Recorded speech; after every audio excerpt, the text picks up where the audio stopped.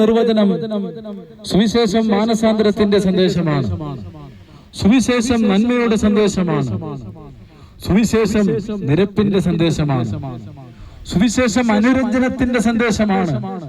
സുവിശേഷം നിത്യതയുടെ സന്ദേശമാണ്. മറ്റൊരുത്തനും രക്ഷയില്ല.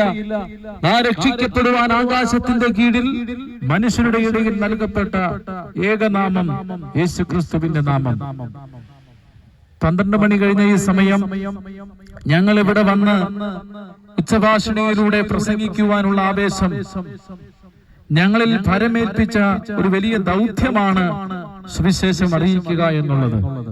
അതെവിടെയാണെങ്കിലും സാഹചര്യം ഒത്തുകിട്ടിയാൽ വളരെ അഭിമാനത്തോടും സന്തോഷത്തോടും പ്രാഗൽഭ്യത്തോടും ഞങ്ങൾ അറിയിക്കും.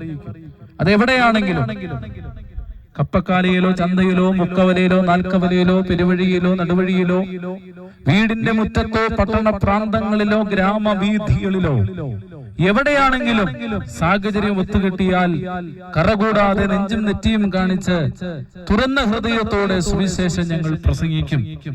അതിന് കാരണം സകല മനുഷ്യരും ഈ സന്ദേശം കേൾക്കണം എന്നുള്ളതാണ്.